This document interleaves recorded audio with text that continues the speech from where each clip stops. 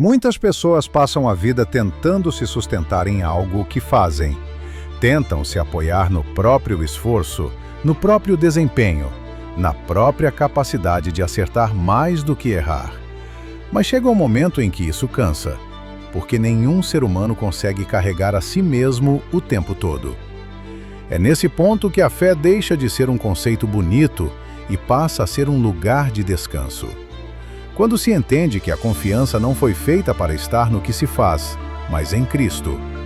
Porque Ele não entra na vida de alguém apenas para ajudar um pouco mais. Ele se apresenta como força, como sabedoria, como sustento quando já não há mais nada que pareça suficiente. Se fosse possível enxergar a própria vida da mesma forma que Deus enxerga, muita coisa seria diferente.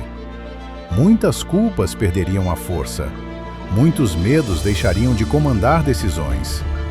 Porque Deus não olha para uma pessoa a partir daquilo que ela falhou em fazer, mas a partir daquilo que Ele já decidiu fazer por ela. A Bíblia mostra isso de forma muito clara, em histórias que, à primeira vista, parecem falar de outros tempos, mas, na verdade, descrevem conflitos que continuam acontecendo dentro das pessoas.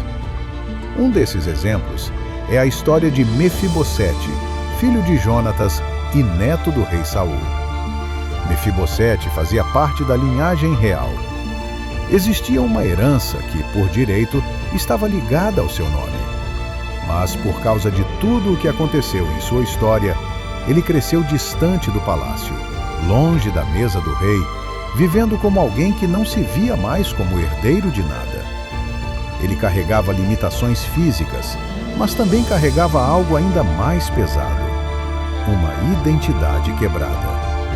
Ele não se enxergava como alguém digno de reivindicar aquilo que já estava preparado. Existem coisas que Deus já separou, já organizou, já preparou, mas que ainda não foram acessadas porque no coração existe a sensação de não merecimento. Não porque Deus negou, mas porque a própria pessoa deixou de se ver como alguém que pode se aproximar. Quando Davi manda chamar Mefibosete, o texto bíblico não mostra um discurso teatral, nem uma promessa exagerada. Mostra um rei que age com fidelidade à aliança feita com Jonatas. Mefibosete é trazido para perto, recebe provisão, recebe cuidado e passa a viver constantemente na presença do rei. Não porque sua condição mudou, mas porque a decisão do rei já havia sido tomada. A Bíblia deixa claro que Mefibosete era manco dos 2 pés. Isso não é um detalhe aleatório. Mesmo com limitações visíveis, mesmo com marcas evidentes, ele passa a participar da mesa do rei. Aquilo que estava quebrado não o impediu de receber aquilo que havia sido prometido. Isso confronta uma lógica muito comum: a ideia de que só depois de estar inteiro, alguém pode se aproximar de Deus. A aproximação não acontece depois da perfeição, mas no meio da fragilidade. Porque o acesso não é construído pelo mérito humano, e sim pelo que Cristo fez. Existem coisas que muitas pessoas deixam de pedir, não porque não desejam, mas porque acreditam que não merecem. E olhando de forma honesta, realmente não merecem. Nenhum ser humano merece. Mas a fé não se baseia no merecimento humano. Ela se apoia no fato do que Cristo fez em lugar de todos. Quando alguém se apresenta diante do Pai em nome de Jesus, não apresenta o próprio histórico, nem a própria performance. Apresenta aquilo que Cristo é. Apresenta a obra que Ele já concluiu. E isso muda completamente a forma como Deus recebe essa pessoa. Enquanto existir vida nesse corpo, falhas e fraquezas continuarão existindo. Isso não surpreende Deus. O que muitas vezes surpreende é o quanto as pessoas permitem que essas falhas definam seus limites. As deficiências não limitam Deus, mas a forma como alguém se enxerga pode acabar limitando aquilo que ela se permite viver. A maneira como uma pessoa se vê acaba sendo projetada para fora. Quem não confia em si, transmite insegurança. Quem se enxerga pequeno, acaba se colocando em lugares pequenos. Existe uma verdade simples e difícil de ignorar. Ninguém vai além daquilo que acredita ser possível. Por isso, a fé sempre aponta para uma mudança de perspectiva. Não se trata de negar o passado, mas de não permitir que ele dite o futuro. Falhas anteriores não determinam fracassos permanentes. Existe um ponto na vida em que a mudança começa não com circunstâncias externas, mas com uma decisão interna de assumir responsabilidade e encarar a própria história com honestidade. Coisas injustas acontecem. Feridas são reais. Dores não podem ser ignoradas. Mas Deus não desperdiça sofrimento. Ele não aprovou a dor, mas pode usar aquilo que feriu para produzir algo que cure. O perigo está em usar o que aconteceu como justificativa para permanecer preso a comportamentos que afastam daquilo que Ele quer construir. A persistência sempre foi valorizada por Deus. Nem tudo acontece de forma imediata.